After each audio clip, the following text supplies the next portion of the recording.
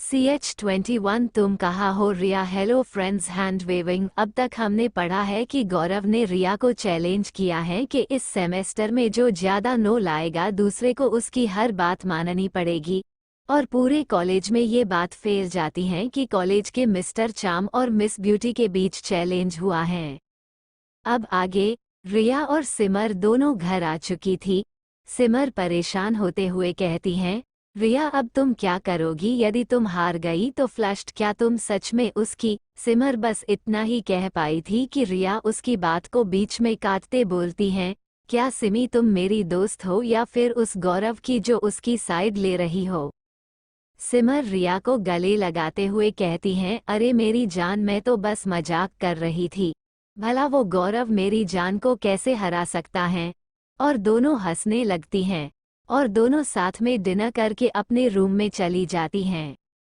रिया अपनी study table में बैठकर पढ़ाई करने लगती हैं और पढ़ते पढ़ते उसे शादी का दिन याद आ जाता है और उसके आंखों में आंसू आ जाते हैं और वह रोने लगती हैं और रोते हुए खुद से कहती हैं, मैं ये सब याद नहीं करना चाहती लेकिन फिर भी मुझे ये सब याद क्यों आ रहा है, मैं भूल जाना चाहती हूँ ये सब।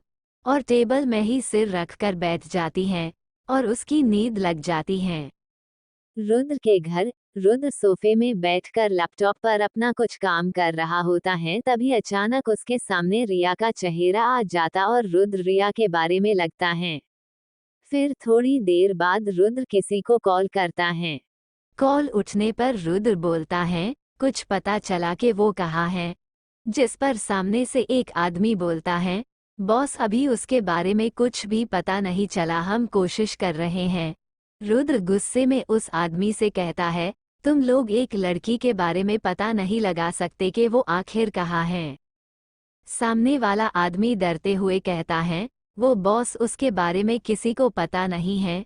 रुद्र अब गुस्से से कॉल काट देता है और फिर खुद से कहता है, आखिर तुम कहाँ हो रिया, ये मेरी गलती थी कि मैंने तुम्हें छोड़ दिया, लेकिन अब मुझे एहसास हो गया है कि मैं गलत था और अब मैं तुम्हें ढूंढ के रहूंगा, तुम चाहे जहाँ हो। उसके बाद रुद्र अपने बेड में जाकर लेट जाता है और उसकी नींद लग जाती है। अगली सुबह जब रुद्र सोकर उठता है तो वह पहले जिम जाता है और वो 1 घंटे जिम करने के बाद वापस अपने रूम में आ जाता है। इस वक्त वो पूरी तरह पसीने में भीगा हुआ था जिसमें वो काफी हॉट लग रहा। रुद्र बाथरूम में जाकर नहा के बाहर आता है और तैयार होकर अपनी पैकिंग करने लगता है।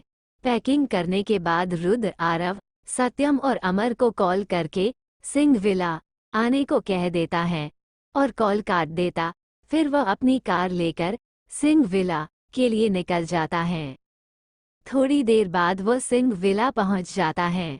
जब रुद्र अंदर जाता है तो वहां रुद्र की दादी, माँ और भाभी सोफे में बैठी हुई थी और मिस्टी खेल रही थी।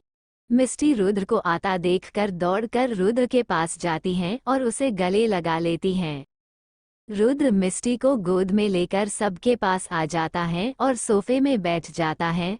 रुद्र की माँ सविता जी कहती हैं, आप कैसे हैं रुद्र। रुद्र कहता है, मैं अच्छा हूँ माँ, वो मैं आज मुंबई जाने वाला हूँ तो सोचा आप सबसे मिल लूँ।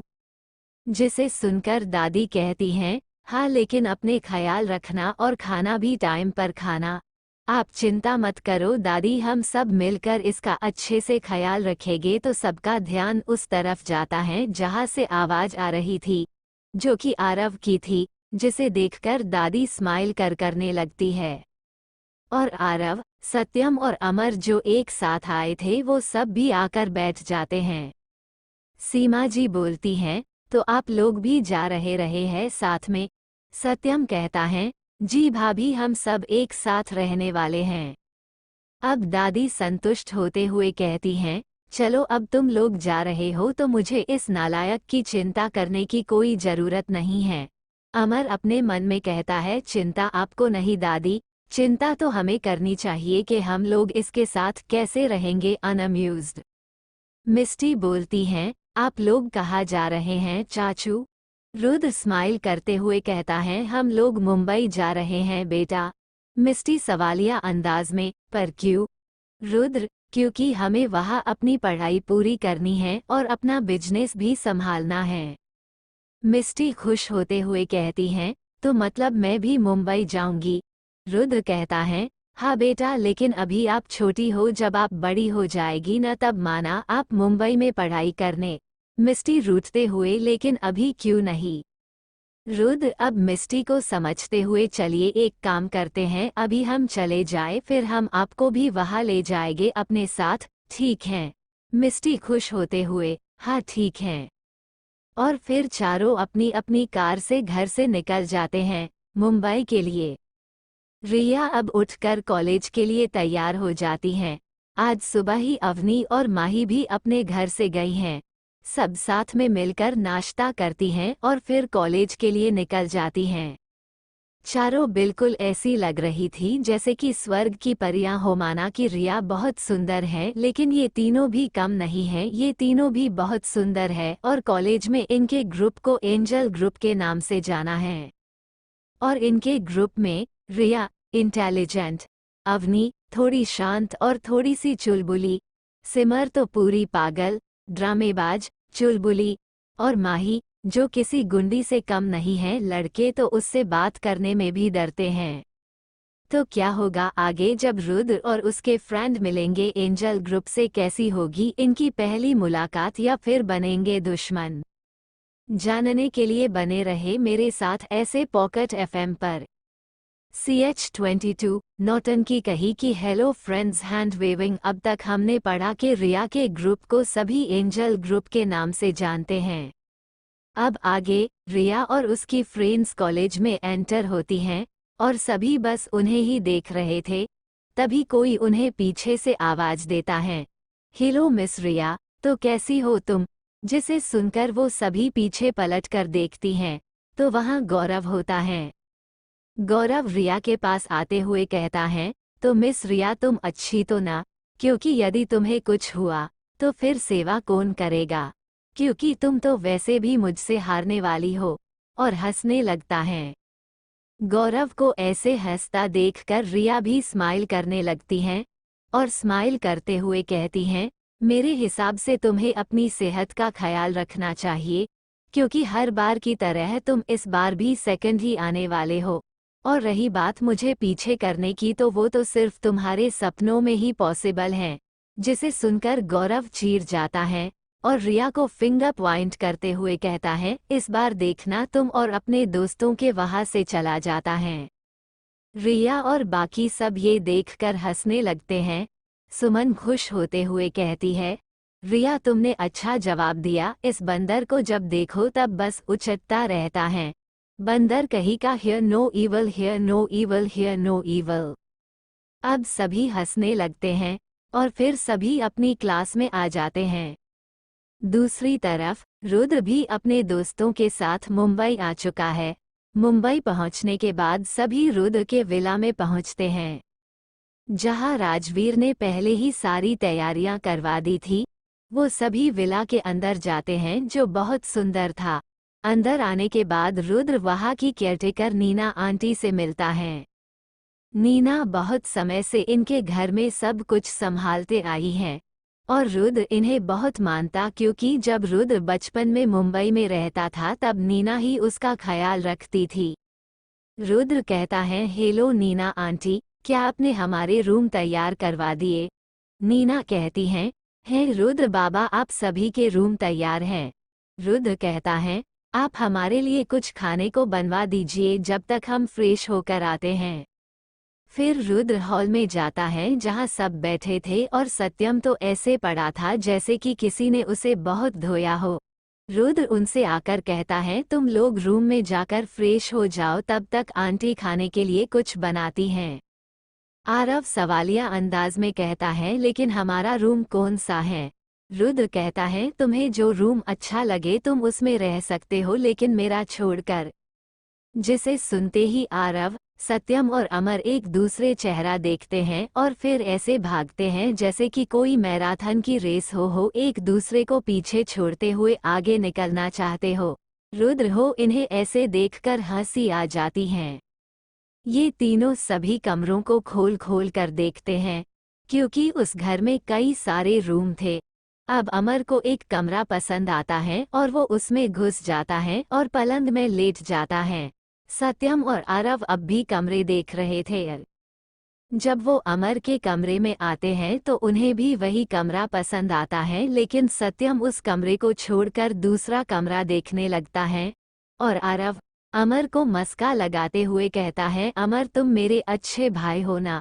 अमर कहता है, हाँ इसमें कोई शक करने वाली बात है। अब प्यार से कहता है, तो क्या तुम मुझसे अपना रूम एक्सचेंज करोगे। अमर एक बोए चढ़ाकर आरव को देखता है, कहता है, क्या चल निकल मेरे रूम से, और कहता है, गांव बसा नहीं कि आ गए लुटेरे, और आरव को रूम से बाहर निकल देता है। आरव उसका गेट खुलवाता रहता है लेकिन अमर गेट नहीं खोलता। अब आरव बच्चे के जैसा मुंह बनाकर कहता है, मेरी तो किसी को कदर ही नहीं है, और परी पटकते हुए दूसरे रूम में चला जाता है। थोड़ी देर बाद सब फ्रेश होकर नीचे आते हैं और डाइनिंग टेबल पर बैठ जाते हैं। नीना आंटी नौकर से कहकर टेबल में खाना लगवाती है। खाना खाने के सभी अपने रूम में चले जाते हैं। रुद्र का रूम 3 फ्लोर पर था और आरव, सत्यम और अमर का 2 फ्लोर पर। रूम में जाने के बाद सभी सो जाते क्योंकि सफर के दौरान सभी थक चुके थे, लेकिन रुद्र अभी भी अपने लैपटॉप पर कुछ काम कर रहा था। दूसरी तरफ क्लास ओवर के बाद लड़कियां अपने अपार्टमेंट में आ जाती हैं। आज से इनके कॉलेज की एग्जाम होने तक छुट्टी थी। अपने घर आने के बाद सभी एक साथ बैठकर बात कर रही थी। तभी सिमर कहती हैं, क्यों ना हम लोग कहीं घूमने चले, क्योंकि फिर एग्जाम के टाइम हम कहीं नहीं जा पाएंगे। जिसके लिए सभी तैयार हो जाती है। अवनी कहती हैं, क्यों ना हम संडे को चले, बीच पर चले, जिसके के लिए सभी तैयार हो जाती हैं। और माही कहती है, चलो तो संडे का पक्का रहा। सिमर कहती हैं, मैं सोच रही थी कि क्यों ना उससे पहले शॉपिंग पर चले, जिस पर तीनों एक साथ कहती हैं, बिल्कुल नहीं। ये सुनकर सिमर मुंह लटका कर कहती हैं, मुझसे कोई प्यार नहीं करता, और उदास होते हुए वहां से जाने लगती हैं। जिस पर माही कहती हैं, ए नौटंकी, अब नाटक करना बंद कर, और कब तक ऐसे ही इमोशनल ब्लैकमेल करने का प्लान है तुम्हारा। सिमर क्यूट सा फेस बनाते हुए कहती हैं, जब तक मुझे मेरे सपनों का राजकुमार नहीं मिल जाता, और फिर दांत दिखाकर हंस देती हैं और फिर अपने रूम में जाते हुए कहती हैं कि कल तैयार रहना 11 बजे। जिसे ऐसे जाता हुआ देख सब हंसने लगती हैं और अपने रूम में चली जाती हैं। दूसरी तरफ सभी रुद्र के रूम में बैठे हुए थे। तभी रुद्र बोलता है, ये पर एक कोई है जो यंगस्टर को ड्रग्स का आदी बना रही है, और हमें उसके बारे में जल्दी ही पता लगाना होगा, नहीं तो पता नहीं वो कितनों की जिंदगी बर्बाद कर दे। अमर कहता है, मैं अपने खबरियों से पता लगवाता हूँ कि कौन है, और फिर वहां से चला जाता है। आरव सत्यम से कहता है, भाई क्यों ना हम कल मॉल चले, जब से आए हैं कहीं नहीं गए। सत्यम भी हाँ कर देता है और फिर दोनों अपने रूम में चले जाते हैं।